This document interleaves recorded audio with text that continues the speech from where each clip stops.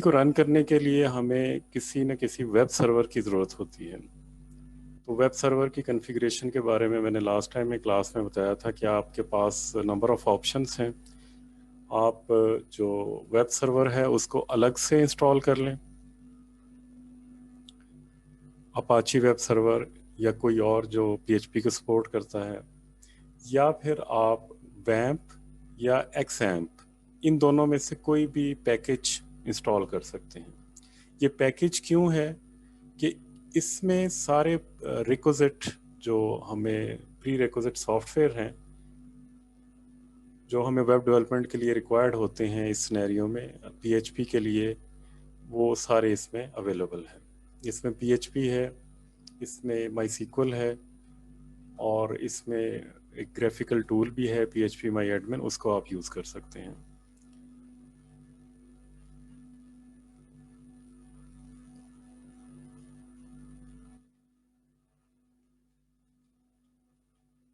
एक तो web server की जो साइट है जहाँ से आप गूगल पर सर्च करेंगे तो आपको वो डायरेक्ट कर देगा वेब सर्वर की मेन साइट के ऊपर। उसके अलावा ये एक इनकी रेपोजिटरी है, तो यहाँ से आप डाउनलोड कर सकते हैं वैम्प को। 3.2.3 जो है ये लेटेस्ट रिलीज है। ये 32 बिट में भी है, 64 बिट में भी है। तो इन दोनों में से, इन दोनों इंस्टॉलर्स में से according to your machine architecture, आपने अगर 32 बिट की मशीन है तो ये 32 बिट वाला, और अगर 64 बिट की मशीन है तो ये 64 बिट वाला आपने यहाँ से इंस्टॉलर डाउनलोड कर लेना है। उसके बाद इसको रन करने से पहले, इन दोनों इंस्टॉलर्स को रन करने से पहले कुछ इसकी रिक्वायरमेंट्स हैं। रिक्वायरमेंट क्या है? विजुअल सी की अपडेट्स हैं। तो उसको भी चेक करने का तरीका है, ये इंडिविजुअल सॉफ्टवेयर्स भी अवेलेबल हैं, लाइक अपाची आप अलग से इंस्टॉल करना चाह रहे हैं, पीएचपी माई एडमिन अलग से आप इंस्टॉल करना चाह रहे हैं, या पीएचपी को जो है डिफरेंट वर्जन्स अप टू 8.0.3 ये आप डाउनलोड कर सकते हैं। माई सीक्वल जो है वो भी अवेलेबल है। तो जो विजुअल सी प्लस प्लस है, इसकी अपडेट्स रिक्वायर्ड होती हैं वैम सर्वर को इंस्टॉल करने से पहले। और अगर आपको नहीं पता कि आपके सिस्टम में कौन सी अपडेट्स इंस्टॉल्ड हैं और कौन सी नहीं हैं, तो उसके लिए ये एक टूल है, check visual C plus plus packages installed. तो इसको डाउनलोड करें, इसको रन करें, तो ये आपको बता देगा कि इनमें से कौन कौन से जो अपडेट्स हैं वो आपके सिस्टम पर नहीं हैं। तो फिर अकॉर्डिंगली आप उन अपडेट्स को इंस्टॉल कर लें। तो ये काम आपने वैम्प सर्वर से पहले करना है। अगर आपने पहले उसको इंस्टॉल किया हुआ है तो उसको दोबारा आपने री इंस्टॉल नहीं करना, उसको अनइंस्टॉल करके फिर अगेन इंस्टॉल करेंगे। ये पैकेजेस यहाँ पे 32 बिट के लिए तो आपको सिर्फ यही इंस्टॉल करने होंगे, लेकिन 64 बिट के लिए आपको ये वाले भी और 32 बिट दोनों आपको इसमें अपडेट्स इंस्टॉल करने होंगे। तो एक और भी है कि आप ऑप्शन आपके पास, ये बजाय इसको वन बाय वन आप डाउनलोड करें, तो ये आपके पास ऑप्शन है all VC redistributable packages x86 x64। तो इस फाइल को आप डाउनलोड कर लें, इसमें ये सारे पैकेजेस हैं इंक्लूडिंग दिस, और इनको फिर आप वन बाय वन इंस्टॉल करें।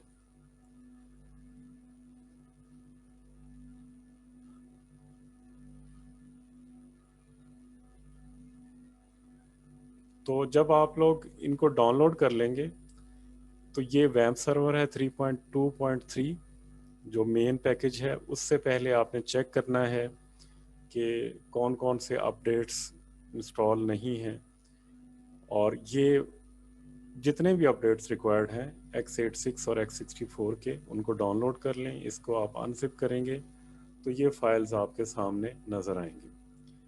इन फाइल्स को वन बाय वन आप इंस्टॉल करें और उसके बाद वैम्प सर्वर को इंस्टॉल कर दें।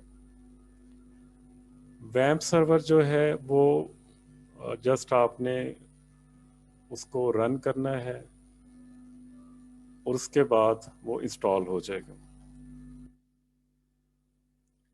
और आपके जो जहाँ पे नोटिफिकेशन एरिया है राइट बॉटम में, वहाँ पे उसका आइकन डिस्प्ले होगा।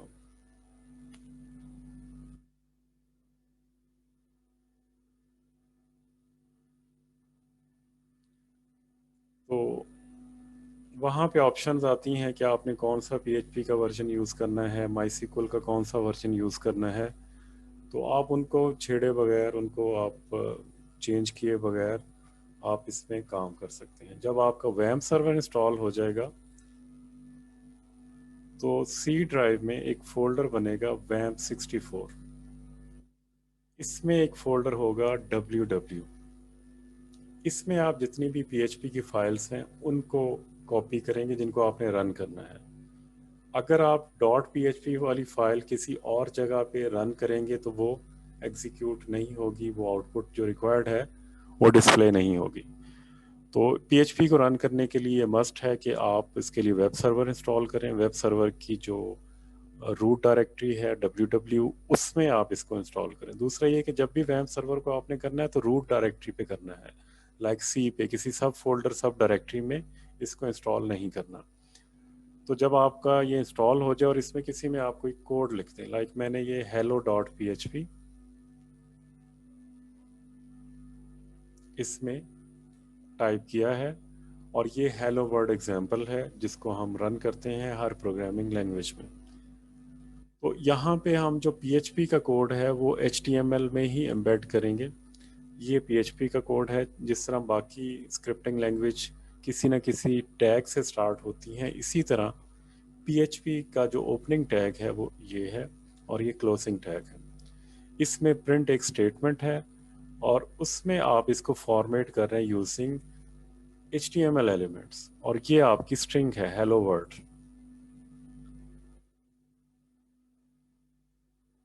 तो इसको आप, जब इसको आपने रन करना है तो ये डायरेक्टली रन नहीं होगी। जिस तरह आप डबल क्लिक करते हैं HTML के ऊपर और वो ब्राउज़र में ओपन हो जाती है, तो इसमें ऐसा नहीं होगा। इसके लिए आपको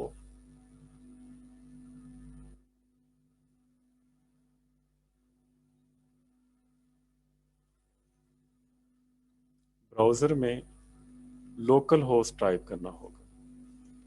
तो ये लोकल होस्ट आप टाइप करेंगे तो ये मेन पेज है वैम्प सर्वर का, जिसमें सारी इंफॉर्मेशन है कि ये अपाची का वेब सर्वर 2.4 इसमें इंस्टॉल्ड है, माई सीक्वल 5 एंड 8 इंस्टॉल्ड है, मारिया डीबी 10 है, और PHP 5 एंड 7 दोनों इंस्टॉल्ड है। वर्जन इसका 3.2.3 है, और ये 64 बिट में है। और यहाँ पे ये सर्वर कॉन्फ़िगरेशन एरिया है। यहाँ पे आप वेब सर्वर की जो डॉक्यूमेंटेशन है उसको देख सकते हैं। यहाँ पे जो PHP वर्जन है उसकी डॉक्यूमेंटेशन देख सकते हैं। यहाँ पे 7.3.21 की डॉक्यूमेंटेशन अवेलेबल है, और ये जो एक्सटेंशंस रिक्वायर्ड होंगी ये ऑलरेडी इसमें एडेड है। ये माई सीक्वल का वर्जन है, मारिया डीबी का वर्जन है। इसके अलावा ये कुछ टूल्स हैं। तो PHP के बारे में इंफॉर्मेशन, वर्जन कौन सा है, इसमें क्या कुछ है, ये सारा कुछ आपको PHP इन्फो टूल से मिल जाएगा। ये इसकी जो डिफ़ॉल्ट कॉन्फ़िगरेशंस हैं,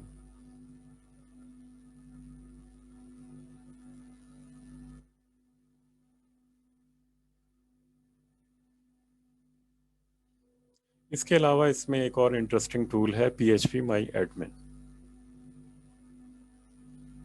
PHP माई एडमिन क्या है? ये आपका इंटरफेस है to MySQL, MariaDB भी हो सकता है। तो ये दोनों डेटाबेसेस को आप ग्राफिकली एक्सेस कर सकते हैं। इसमें आप डेटाबेस को डिज़ाइन कर सकते हैं। तो इसका जो डिफ़ॉल्ट यूज़र नेम है रूट है, और पासवर्ड ब्लैंक है। तो आप इस पे इन क्रीडेंशियल्स के अगेंस्ट लॉगिन हो सकते हैं। तो यहाँ पे मैंने एक डेटाबेस क्रिएट किया था टेस्ट, तो इसको मैं रिमूव करता हूँ। अगर आपने कोई डेटाबेस क्रिएट करना है तो ये न्यू पे क्लिक करें, डेटाबेस का नेम दें, बाकी डिफ़ॉल्ट ऑप्शन रहने दें, क्रिएट करें, आपका डेटाबेस क्रिएट होगा। इसमें आपने कोई टेबल क्रिएट करना है, तो लाइक मैं एम्प्लॉय एक टेबल टेस्ट डेटाबेस में क्रिएट करना चाह रहा हूँ जिसमें नंबर ऑफ कॉलम्स 4 है। तो ये नंबर ऑफ कॉलम्स जो हैं 4 यहाँ पे अपीयर हो जाएंगे। यहाँ पे आप हर एट्रीब्यूट का नेम, लाइक मैं फर्स्ट जो है कॉलम है उसको एम्प आईडी रखता हूँ और इसकी टाइप इंटीजर रखता हूँ। इंटीजर के अलावा varchar, text, date, numeric, date and time, string और इसके अलावा डिफरेंट डेटा टाइप्स यहाँ पे अवेलेबल है। तो इसमें आप लेंथ स्पेसिफाई कर सकते हैं। इसको, इसकी जो डिफ़ॉल्ट वैल्यू है इसको भी आप डिफ़ाइन कर सकते हैं, नल भी कर सकते हैं अगर आपका डेटाबेस डिज़ाइन अलाउ करता है। और इसमें आपको जो एट्रीब्यूट्स हैं like binary, unsigned, unsigned, zero fill, और इसमें जो है इंडेक्स आप इसका रख सकते हैं। ऑटो इंक्रीमेंट भी कर सकते हैं। ऑटो इंक्रीमेंट का मतलब है कि ये आपकी जो एट्रीब्यूट है एज ए प्राइमरी की के तौर पे यूज़ होगा। तो इसी तरह आप अगर इसको ऑटो इंक्रीमेंट नहीं करना चाह रहे तो तब भी इसको आप अकॉर्डिंगली सेट कर सकते हैं।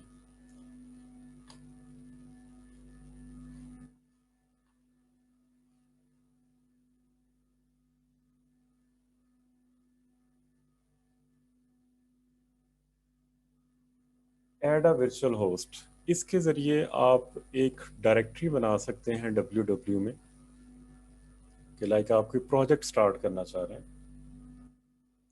तो मैं उसका नाम रखता हूँ प्रोजेक्ट पाथ। तो यहाँ पे आपने पाथ बताना है जिसकी एग्जांपल ये है कि ये आपका जो पाथ है वो वही पाथ होगा जिस पे आपका वैम्प सर्वर इंस्टॉल है। तो यहाँ पे जस्ट वैम्प लिखा है लेकिन in my case this is वैम्प 64 और डब्ल्यू में मैं चाह रहा हूँ कि ये जो प्रोजेक्ट नाम का एक डायरेक्टरी है उसमें मेरी सारी फाइलें PHP की हों। तो इसके लिए अगर आप कोई लिसन पोर्ट भी जो डिफ़ॉल्ट वन है उसके अलावा आप कोई ऐड करना चाह रहे हैं तो वो ऐड कर सकते हैं, ये ऑप्शनल है। तो जब आपने यहाँ पे वर्चुअल होस्ट का नाम रख दिया प्रोजेक्ट और यहाँ पे उसका एब्सोल्यूट पाथ, कंप्लीट पाथ जहाँ पे एक्चुअली आपका वैम्प सर्वर इंस्टॉल है और डब्ल्यू में आपके पास वो डायरेक्टरी है प्रोजेक्ट की, तो यहाँ पे आपने क्लिक करना है स्टार्ट क्रिएशन। तो यहाँ पे उसने एरर दिया कि ये जो प्रोजेक्ट इसमें डायरेक्टरी है इट डज नॉट एग्जिस्ट। उसके लिए आपको ज़रूरी है कि डब्ल्यू में आप प्रोजेक्ट फोल्डर भी क्रिएट करें। तो मैंने यहाँ पे एक प्रोजेक्ट फोल्डर क्रिएट कर दिया और इसी को मैं यूज़ करूँगा एज ए प्रोजेक्ट फोल्डर। ये प्रोजेक्ट है, अब इसको एरर नहीं देना चाहिए क्योंकि अब मैंने प्रोजेक्ट जो है उसमें ऐड कर दिया। अब इसके बाद मैंने ये इसका जो वर्चुअल होस्ट है ये वो नाम है जो डेटाबेस जो वेब सर्वर की मेन पेज है वहाँ पे शो होगा और ये एब्सोल्यूट पाथ है कि ये फोल्डर एक्चुअली कहाँ एग्जिस्ट करता है। यहाँ पे आप क्लिक करें, the file have been modified, virtual project was created. तो अब ये जो वर्चुअल प्रोजेक्ट है ये क्रिएट हो गया। मैं अब जाऊंगा लोकल होस्ट पे। तो लोकल होस्ट में ये एक फ़ोल्डर मेरे पास अवेलेबल है जिसमें मैं अपनी फाइल्स को रख सकता हूँ और ये अब इसमें लिस्टेड हो गया और इसको मैं यूज़ कर सकता हूँ। लेट्स से कि मैं इसमें ये hello.php फाइल इसमें कॉपी कर देता हूँ और इसको मैं रिफ्रेश करता हूँ।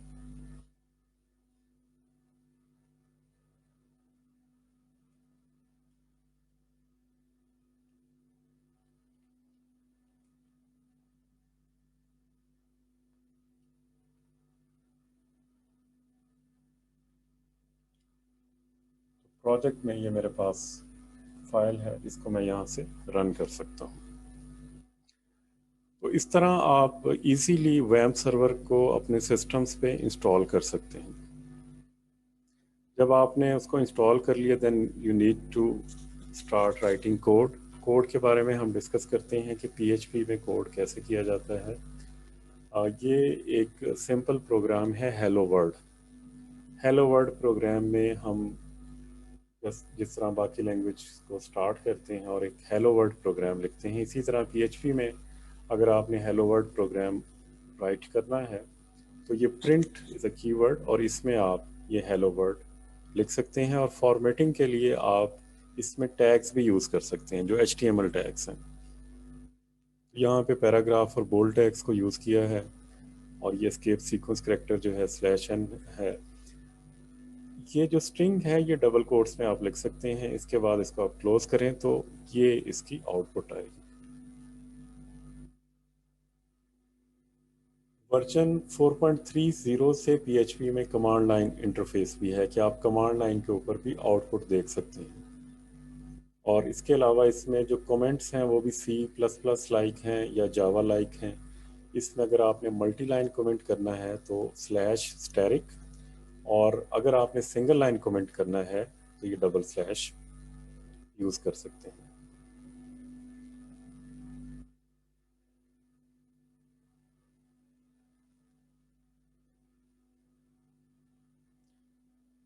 ये हेलो वर्ल्ड एग्जांपल हम देख चुके हैं कि जब आप इसको रन करेंगे वेब सर्वर पे, जिस तरह ये मैंने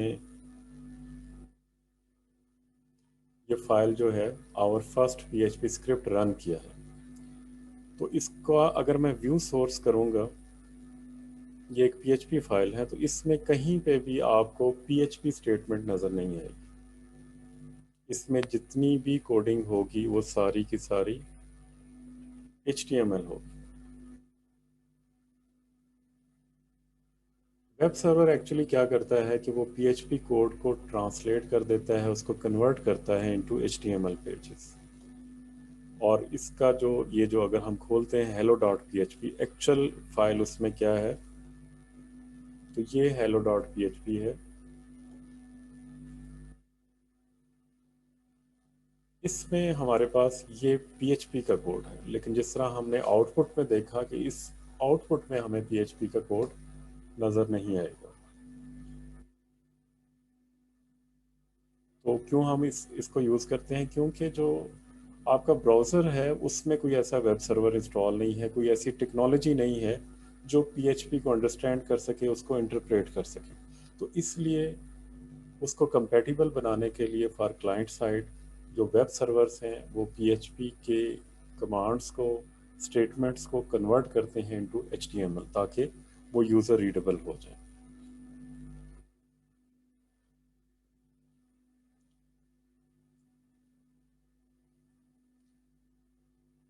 पीएचपी स्क्रिप्ट को हम कैसे लिख सकते हैं? पीएचपी स्क्रिप्ट जिस तरह आपने सीएसएस का स्क्रिप्ट लिखा, जिस तरह आपने जावास्क्रिप्ट लिखा, इसी तरह पीएचपी को स्क्रिप्ट को अगर आपने लिखना है तो then you need to enclose PHP script between these two tags. तो एक पीएचपी स्क्रिप्ट के अंदर एक या एक से ज़्यादा स्टेटमेंट्स हो सकती हैं और इसमें कोई मेन फंक्शन नहीं होता। इसमें हर स्टेटमेंट जो है वो सेमीकोलन के साथ एंड होंगी। इसमें जो वाइट स्पेसेस जिस तरह बाकी स्क्रिप्टिंग लैंग्वेजेस में इररेलेवेंट है, इस तरह इसमें भी इररेलेवेंट है। इसमें वन लाइन कमेंट डाल सकते हैं, मल्टी लाइन कमेंट भी यूज़ कर सकते हैं। ये बेसिक 8 डेटा टाइप्स हैं जो पीएचपी में यूज़ होती है। इसमें जो प्रिमिटिव टाइप्स हैं, जो कन्वेंशनल टाइप्स हैं, जो C++ और जावा में भी सेम है जिस तरह पीएचपी में है।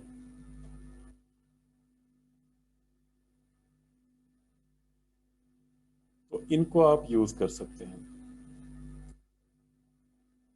Boolean, integer, float and string. तो इसकी जो स्पेसिफिकेशंस हैं ये वही हैं जो C++ में है। इसके अलावा दो कंपाउंड टाइप्स है। कंपाउंड टाइप्स का मतलब है कि इसमें एरेज हैं, ऑब्जेक्ट्स हैं। एरेज जो अलग से हम यूज़ करते थे C++ में, उसमें हमारे पास जो सिंगल डेटा टाइप होती थी लेकिन पीएचपी में ये कंपाउंड एरेज हैं, इसमें हम एक से ज़्यादा डेटा टाइप्स को यूज़ कर सकते हैं। ऑब्जेक्ट्स क्या होते हैं? Objects are instances of a class. तो क्लास क्या होती है? टेम्पलेट। तो उस क्लास के अंदर जितने भी मेंबर फंक्शंस होंगे, उसके डेटा मेंबर्स होंगे, उनको हम ऑब्जेक्ट्स के साथ यूज़ कर सकते हैं। इस वजह से जो ऑब्जेक्ट्स हैं they are also compound type. इनके अलावा दो स्पेशल टाइप्स हैं, रिसोर्स और नल। जो रिसोर्स है इसका मतलब है कि ये कोई रेफरेंस है, reference to some function or resource that is external to PHP like database connection, तो हम रिसोर्स को as a data type use करते हैं। नल जो है ये एक स्पेशल डेटा टाइप है जिसमें सिर्फ एक ही वैल्यू होती है। बूलियन में दो होती हैं, ट्रू एंड फॉल्स, लेकिन नल में सिर्फ एक ही वैल्यू होगी, दैट इज नल। कि कोई भी अगर आपका आइडेंटिफायर है उसको आपने कोई वैल्यू असाइन नहीं की, तो बाय डिफॉल्ट उसको जो वैल्यू असाइन होगी वो नल होगी।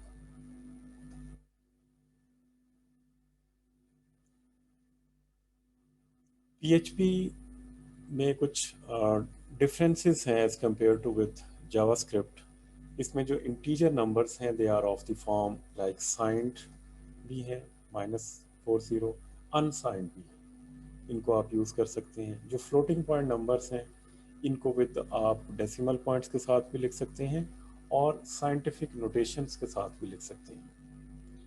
इसके अलावा पीएचपी के अंदर बहुत से प्री डिफाइंड मैथमेटिकल फंक्शंस हैं जिनको हम यूज़ कर सकते हैं। लाइक एब्सोल्यूट वैल्यू के लिए हमने किसी नंबर को राउंड अप करना हो या राउंड डाउन करना हो या फ्रैक्शंस को राउंड करना हो या किसी नंबर का लॉगरिदम फाइंड करना हो, या हमने विद इन रेंज कोई इंटीजर नंबर्स को रैंडमली जनरेट करना हो या किसी नंबर का स्क्वायर रूट लेना हो, तो हम ये बिल्ट इन फंक्शंस को यूज़ करके ये सारे काम कर सकते हैं। इसके अलावा पीएचपी के अंदर एक तो कांस्टेंट नंबर होते हैं जो हम डिफाइन करते हैं। जब भी हम कोड करते हैं तो हम कोई कांस्टेंट नंबर डिफाइन करते हैं। इसके अलावा पीएचपी में प्री डिफाइंड नंबर कांस्टेंट भी हैं, like pi is a number 3.14, तो ये already is a constant, pre defined है। या फिर नॉट अ नंबर, ये भी प्री डिफाइंड है। और इन्फिनिटी, ये भी प्री डिफाइंड कांस्टेंट है कि किसी नंबर की वैल्यू इन्फिनिटी है, हम उसको इन्फिनिट या आईएनएफ कह सकते हैं।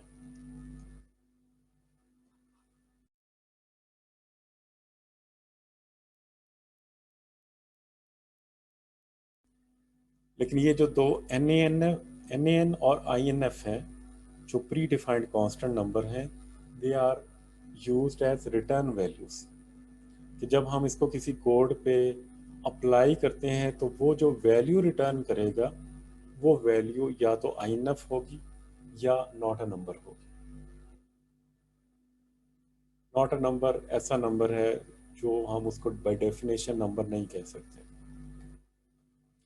और इनफिनिट, कोई भी नंबर इन्फिनिट में चला जाता है, वो इन्फिनिटी नेगेटिव भी हो सकती है, तो उसको हम आई एन एफ कहेंगे।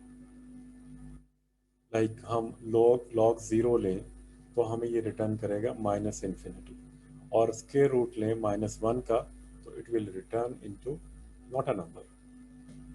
अब जो, क्योंकि हमारे पास पीएचपी में डिफरेंट वर्जन्स हैं, पीएचपी 5 से लेके अभी पीएचपी 8 तक आ गई है, तो इन दोनों जो मेजर रिलीज हैं, इसके बाद पीएचपी 8 भी एक मेजर रिलीज है, तो हम यहाँ पे डिस्कस कर रहे हैं पीएचपी 5 और 7 को। तो PHP 5 के अंदर अगर हम 1/0 करें तो इट विल रिटर्न फॉल्स, लेकिन PHP 7 में 1/0 करें return, it will return infinite, जो कि अप्रोप्रिएट है, और इसके साथ वार्निंग भी प्रोड्यूस होगी। इसमें 5 में क्या होगा? It will return false and PHP warning होगी। अगर हम 0/0 करते हैं, it will return false and produce a PHP warning. लेकिन 7 में it will return not a number and produce a PHP warning. Warning का मतलब है कि आपका जो स्क्रिप्ट है वो कंटिन्यू रहता है। कि आपकी जो स्क्रिप्ट है वो एग्जीक्यूट होगा, लेकिन वार्निंग जो है वो डिस्प्ले होगी। नेक्स्ट है Boolean. Boolean is another data type. इसमें दो कांस्टेंट वैल्यूज होती हैं, ट्रू एंड फॉल्स, और ये केस इंसेंसिटिव है। इसमें वही शॉर्ट सर्किट बूलियन ऑपरेटर्स हैं जिस तरह की जावा में और जावास्क्रिप्ट में। बूलियन ऑपरेटर्स कौन से हैं? एंड, और, एंड नॉट। ये कंजक्शन है, ये डिस्टिंक्शन है, और ये नेगेशन है। तो इसमें हम इसके अलावा, इन ऑपरेटर्स के अलावा, इन सिंबल्स के अलावा एंड, वर्ड, और को भी यूज कर सकते हैं। एंड और के बजाय हम इन वर्ड्स को भी यूज कर सकते हैं। लेकिन जो नॉट है, ये एक पीएचपी ऑपरेटर नहीं है। आपको नॉट के लिए सिंबल ही यूज करना होगा। इसके जो ट्रुथ टेबल हैं, जो वैल्यू डिटरमाइन करते हैं कि ए एंड बी का क्या रिजल्ट होगा, वो सेम है एज इन जावास्क्रिप्ट।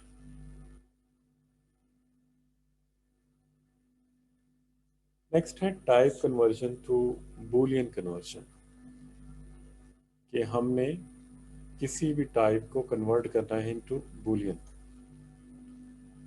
तो जब भी आपने किसी वैल्यू को बूलियन में कन्वर्ट करना है, तो ये कुछ डिफ़ॉल्ट वैल्यूज़ हैं जिनको फॉल्स कंसिडर किया जाता है। कि अगर किसी भी नंबर की वैल्यू, जो ये लिस्टेड वैल्यूज़ हैं, ये हैं, तो these values are false as per Boolean data type. तो जो बूलियन की वैल्यू फॉल्स है, दैट इज़ अंडरस्टूड कि ये तो फॉल्स ही है। अगर इंटीजर है ज़ीरो, तो ये भी फॉल्स है। फ्लोट जो है 0.0 है, ये भी फॉल्स है। या स्ट्रिंग जो है इन सिंगल कोट्स, तो ये फॉल्स है। लेकिन अगर 0.0 है या डबल ज़ीरो है सिंगल कोट्स में, वो फॉल्स नहीं है। एम्प्टी स्ट्रिंग, वो भी फॉल्स है। ऐसा एरे जिसमें ज़ीरो एलिमेंट्स हैं, ऐसा ऑब्जेक्ट जिसके अंदर ज़ीरो मेंबर वेरिएबल्स हैं, तो ये सपोर्ट PHP 4 तक है। इसके अलावा स्पेशल टाइप नल, जिसमें अनसेट वेरिएबल है, या simple XML objects, those are created from empty tags. तो ये सारी जो वैल्यूज़ हैं, ये डिफ़ॉल्ट फॉल्स कंसिडर होंगी। और इनके अलावा जो बाकी वैल्यूज़ होंगी, वो सारी ट्रू कंसिडर होंगी। जब हमने बूलियन को स्ट्रिंग में कन्वर्ट करना है, तो जो ट्रू है वो वन में कन्वर्ट होता है, और फॉल्स जो है वो एम्प्टी स्ट्रिंग में कन्वर्ट होता है।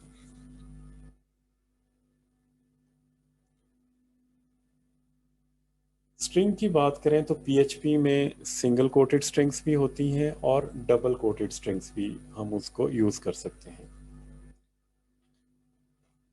इसके अलावा PHP में हेयर डॉग भी हम यूज़ करते हैं। हेयर डॉग का मतलब है कि हम कोई मल्टी लाइन स्ट्रिंग को डिस्प्ले करना चाह रहे हैं,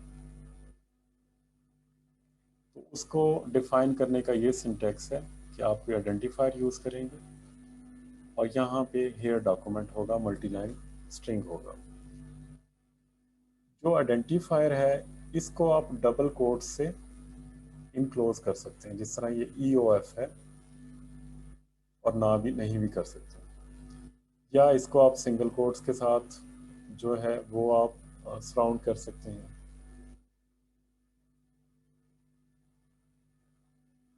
अगर आप इसको सिंगल कोट्स के साथ करते हैं, तो ये फिर नाउ डॉग बन जाता है। दोनों में थोड़ा सा डिफरेंस है। तो एंड ऑफ फाइल का मतलब है कि हम यहाँ पे मल्टी लाइन स्ट्रिंग जो है वो डिस्प्ले करना चाह रहे हैं, और यहाँ पे ये आइडेंटिफायर जो है एंड हो रहा है, और इसके दरमियान में जो भी स्ट्रिंग होगी, मल्टी लाइन होगी, वो डिस्प्ले होगी।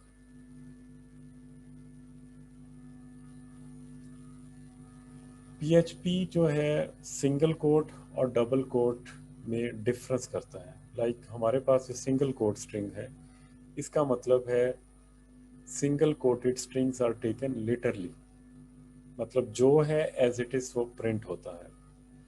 लेकिन जो डबल कोटेड स्ट्रिंग्स हैं, they are interpreted and evaluated.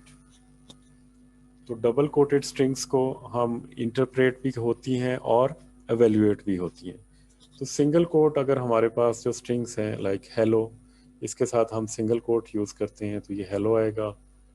As it is print होगा, don't as it is print होगा। ये हेलो जो डबल कोट के अंदर स्ट्रिंग है ये एज इट इज़ प्रिंट होगी। बैक स्लैश ऐसे प्रिंट होगी, लेकिन बैक स्लैश को प्रिंट करने के लिए हमें ये साथ में वन सिंगल स्लैश और ऐड करनी होगी।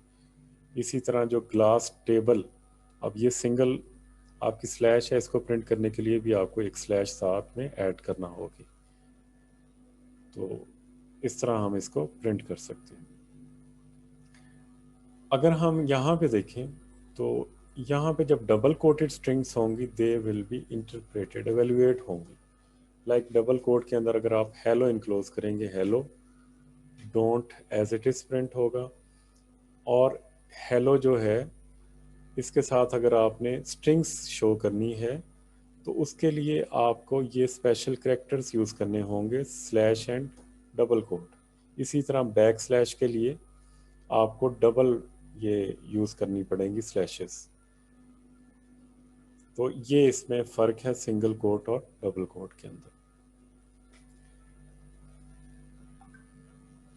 Variable interpolation is applied to double quoted strings, कि अगर आपने कोई वेरिएबल की जो चेंज होगी वो डबल कोटेड पे होगी, सिंगल कोटेड पे नहीं होगी। लाइक हमारे पास एक वेरिएबल है टाइटल, तो पीएचपी में जब भी आपने कोई वेरिएबल यूज़ करना है दैट वेरिएबल जो होगा उसका जो प्रीफिक्स होगा वो डॉलर साइन है। Like dollar sign title, title is the name of identifier, और जो डॉलर साइन है ये रिक्वायर्ड है किसी भी वेरिएबल आइडेंटिफायर को यूज़ करने के लिए। ये लूजली कपल्ड आइडेंटिफायर्स हैं पीएचपी में, जो भी आप डेटा टाइप इसको असाइन करेंगे ये वही डेटा टाइप में कन्वर्ट हो जाएंगे। तो इसको हमने असाइन किया डबल कोटेड में स्ट्रिंग ऑपरेशंस और प्रिंट किया टाइटल।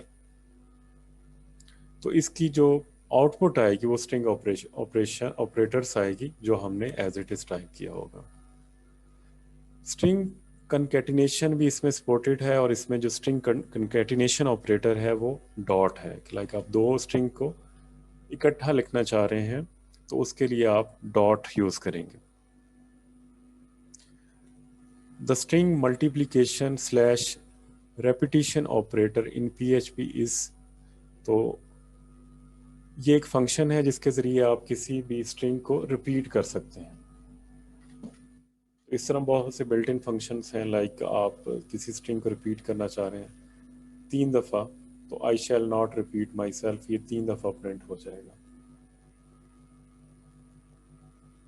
नेक्स्ट है variable. All variables name start with dollar sign followed by a PHP identifier.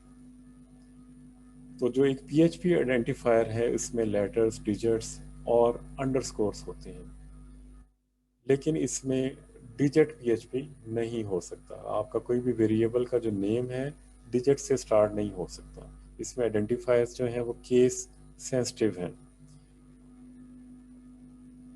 एक जो वेरिएबल है उसको यूज़ करने से पहले डिक्लेयर करना ज़रूरी नहीं है, जैसा कि सी प्लस प्लस में था कि जब तक आप वेरिएबल को डिक्लेयर नहीं करते आप यूज़ नहीं कर सकते।